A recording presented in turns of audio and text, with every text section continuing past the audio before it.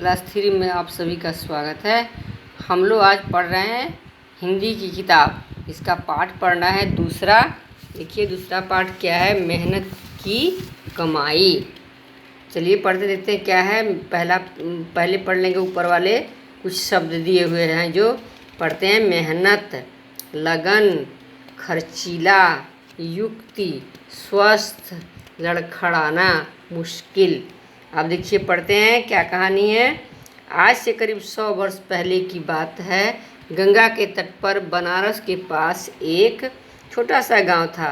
उस गांव में दौलत राम नाम का एक सेठ रहता था। अपनी मेहनत और लगन के कारण उसने व्यापार में बहुत नाम कमा लिया था, किंतु अब वह बूढ़ा हो गया था। उसमें दिन भर काम में लगे रहने की शक्ति नहीं रह गई थी।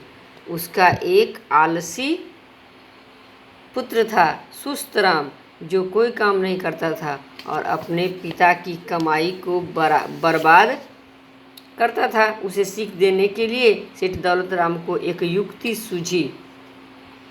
एक दिन उसने बीमार होने का बहाना किया।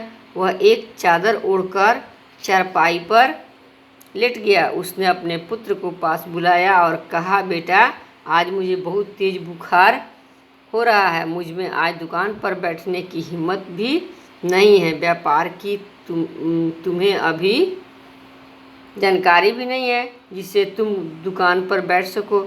इसलिए आज एक काम करो, मेरी दवा के लिए आज कहीं से कुछ पैसे कमा कर ले आओ, जिससे मैं स्वस्थ हो सकूं। सुस्त राम ने सोचा कि चलो जो भी हो, आज पिताजी बीमार हैं, उनकी दवा के लिए तो कहीं से पैसे कमा कर लाने ही होंगे।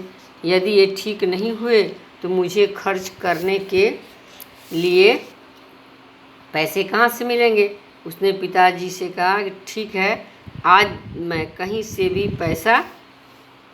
पैसे कमा कर ले आऊँगा। वह घर से चल दिया। वह करे तो क्या करे, उसे तो कोई काम ही नहीं आता था। वह पैसे कैसे कमाए, वह सोच में पड़ गया। उसने सोचा कि क्यों न बाज़ार में चला जाए, शायद वहाँ कोई मजदूरी ही मिल जाए। वह बाज़ार में चला गया। खूब दौड़ धूप करने के बाद भी उसे कोई काम नहीं मिला।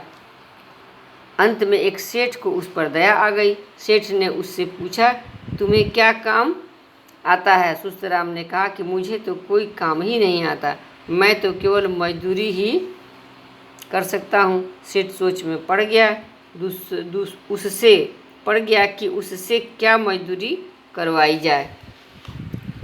बहुत सोच विचार कर उसने सुस्त राम से कहा कि वह दुकान में रखे संदूक को उठाकर उसके घर पहुंचा दे। सुस्त राम ने संदूक को सिर पर उठाया और सेठ के घर की तरफ चल पड़ा, किंतु उसके पैर लड़खड़ाने लगे। उसकी गर्दन और पीठ में बहुत तेज दर्द होने लग गया। बहुत मुश्किल से वह संदूक को सेठ के घर तक पहुंचा पाया। सेठ ने इस काम के बदले उसे 10 रुपये दिए। वह उन रुपयों को मुट्ठी में दबाकर बड़ी जल्दी घर की ओर चला। घर पहुंचकर उसने उन रुपयों को सेठ दौलत राम के सामने रख दिया। पिता ने कहा कि वह उन रुपयों को कुएं में फेंक दे। सुस्त राम को बहुत क्रोध आया। उसने कहा, मैंने बड़ी मुश्किल से ये रुपये कमाए हैं और आप हैं कि इन्हें कुएं में फेंकने के लिए कह रहे हैं।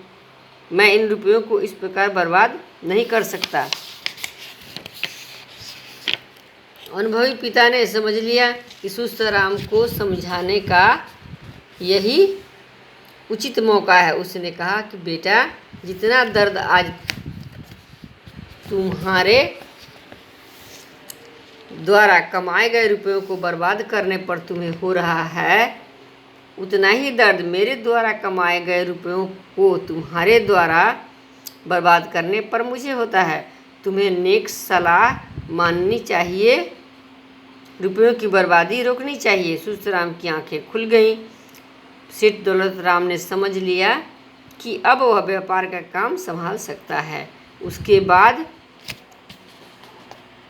उसने व्यापार का सारा काम सुस्तराम को सौंप दिया।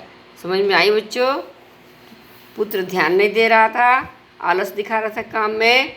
पिता ने बुद्धि से उसे पैसे कमाने के लिए भेजा और तब उसे समझ में आया कि थोड़े से पैसे कमाने के लिए बहुत मेहनत करने पड़ते हैं, इसलिए पैसे बर्बाद नहीं करना चाहिए।